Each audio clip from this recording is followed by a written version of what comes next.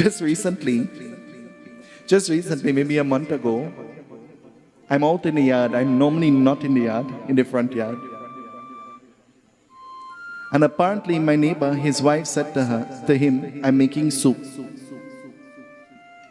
So when lunchtime came, she dished out rice and something for him. And he's screaming at the top of his voice, I thought you say you're making soup. I don't want this. I don't make up my mind to eat soup.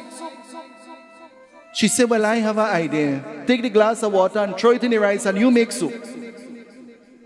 And I started to laugh. I went back inside and I closed the door and I said, you know what? Thank God for food. Thank God for food.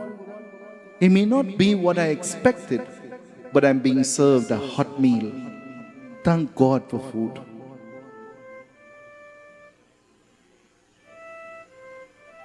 The huge mandir was consecrated. Who is Annapurna?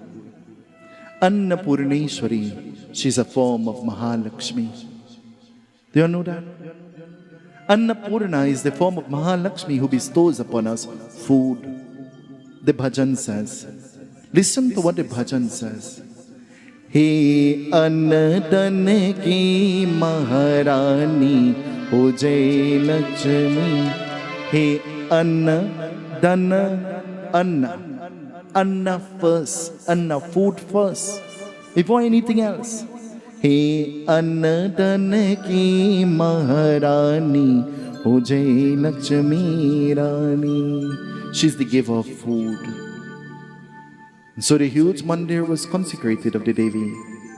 And so from that day onwards, Lord Shiva made a vow to the Devi, wherever worship will be done, food will be served, drink will be served. And so all of those who leave the place of worship would leave with not only their spiritual knowledge, but they will leave with their stomachs full.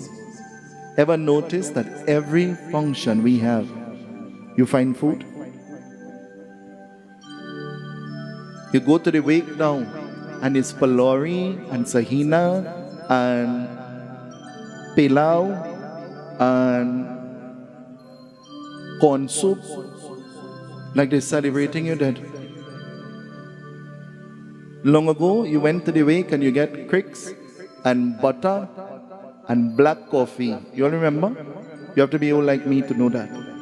Now it's chai, vanilla chai, and it's coffee latte. We have advanced. But every guest that comes never leaves hungry, leaves with not only spiritual food, but leaves with physical food. Hence the reason why I always say my mantra is never abuse anybody for food, never insult anybody for food, and never make anybody upset because of food. Even the person who is cooking the food, because then you're in real trouble. Once that person goes into the kitchen with a turbulent mind, then the food comes out turbulent too, you know. When you don't eat it, you turbulent too. Because that person's karma is extended into the food. You all know that?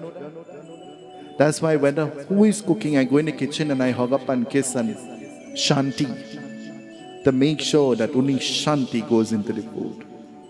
Annapurna Mata Ki Jai.